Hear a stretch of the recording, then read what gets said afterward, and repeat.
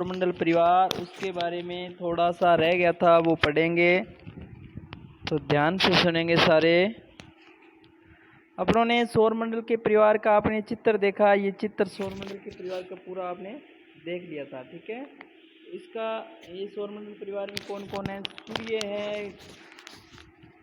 सूर्य सौरमंडल के केंद्र में स्थित है। ये एक बहुत बड़ा एवं अत्यधिक गर्म गैसों से बना है। इसका खिंचाव बल इसमें सौरमंडल को बांधे रखता है। सूर्यमंडल के लिए प्रकाश एवं ऊष्मा का एकमात्र स्रोत, लेकिन हम इसकी अत्यधिक तेज ऊष्मा को महसूस नहीं करते, क्योंकि सबसे नज़दीक का तारा होने के बावजूद यह हमसे बहुत दूर है। पृथ्वी से लगभग 15 करोड़ किलोमीटर दूर है।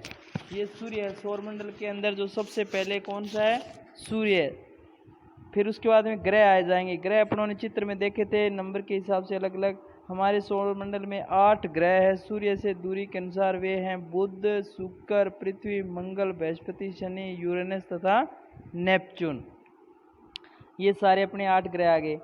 सौरमंडल के सभी 8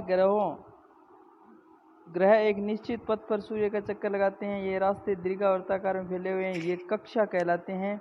बुध सूर्य के सबसे नज़दीक है। अपनी कक्षा में सूर्य के चारों ओर एक चक्कर लगाने में इसे केवल 88 दिन लगते हैं। ये अपनों ने देखा था चित्र के अंदर। सारे ग्रहों का हमने अलग अलग अध्ययन किया था। अब है पृथ्वी। सूर्य से दूरी के हिसाब से पृथ्वी तीसरा ग्रह है। आकार में यह 5वां सबसे बड़ा ग्रह है। यह ध्रुवों के पास थोड़ी चपटी है। यही कारण है कि इसके आकार को भू आब कहा जाता है। भू आब का अर्थ होता है पृथ्वी के समान आकार। जीवन के लिए अनुकूल परिस्थितियां संभवतः केवल पृथ्वी पर पाई जाती है। पृथ्वी न तो अधिक गर्म है, न ही अधिक ठंडी है। यहाँ पानी या वायु उपस्थित है और हमारे जीवन के लिए आवश्यक है। वायु में जीवन के लिए आवश्यक गैसें, ऑक्सीजन मौजूद है। इन्हीं कारणों से पृथ्वी सौरमंडल का सबसे अद्भुत ग्रह माना जाता है। अब चंद्रमा। चंद्रमा क्या है? पृथ्वी का उपग्रह। हमारी पृथ्वी के पास केवल एक ही उपग्रह है, चंद्रमा। इसका व्यास पृथ्वी के व्यास का केवल 1/4 है। यह इतना बड़ा है ऐसा प्रतीत होता है, क्योंकि यह हमारे ग्रह से अन्य खगोलीय पिंडों की अपेक्षा नज़दीक है। यह हमसे लगभग 3,84,400 किलोमीटर दूर है। अब आप पृथ्वी से सूर्य एवं चंद्रमा की दूरियों की तुलना कर सकते हैं, ठीक है। ये क्या है? प्रकाश की गति लगभग 300,000 किलोमीटर प्रति सेकंड है। इस गति के बावजूद सूर्य के प्रकाश को पृथ्वी तक पहुंचने के लिए 8 मिनट का समय लगता है। रोचक तथ्य। नील आर्मस्ट्रांग पहले व्यक्ति थे जिन्होंने 20 जुलाई 1969 को सबसे पहले चंद्रमा की सतह पर कदम रखा। मालूम करो कि क्या भारतीय चंद्रमा पर गया है। नील आर्मस्ट्रांग सबसे पहले चंद्रमा पर पैर रखने वाला था भाई। उपग्रह क्या है? एक खगोलीय पिंड है जो ग्रहों के चारों ओर उसी प्रकार चक्कर लगाता है जिस प्रकार सूर्य के चारों ओर ग्रह चक्कर लगाते हैं, ठीक है।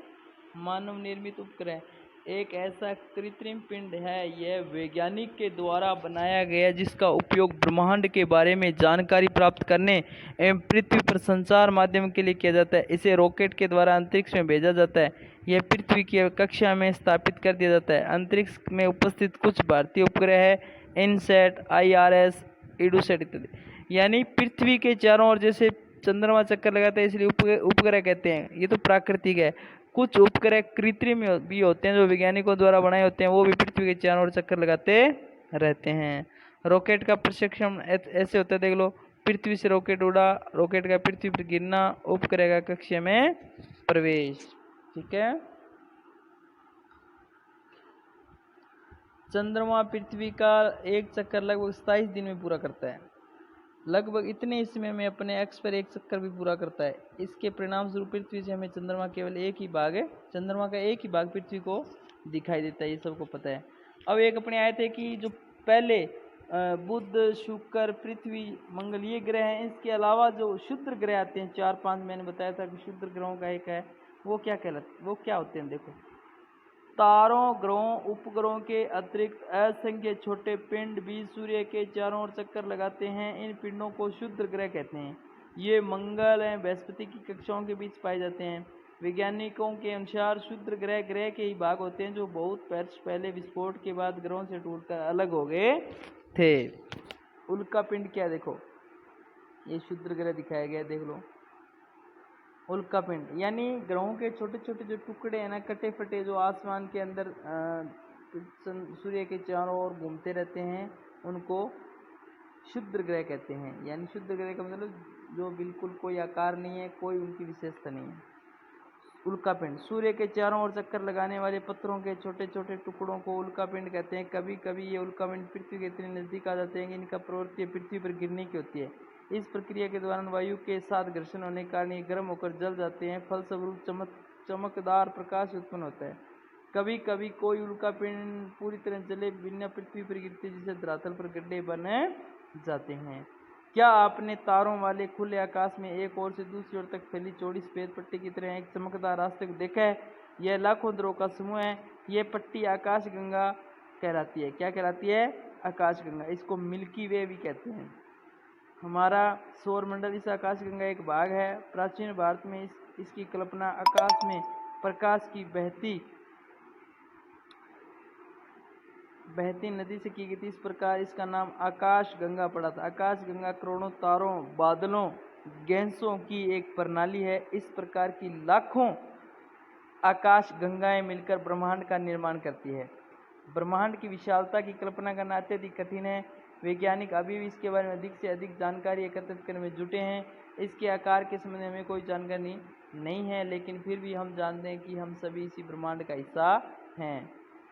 ये पृथ्वी, सौरमंडल, आकाशगंगा और ब्रह्मांड। अब ये जो प्रश्न उत्तर है, मैं सारे प्रश्न आपको पीडीएफ बना के भेज रहा हूँ विद उत्तरों के साथ। आपने ये करना है।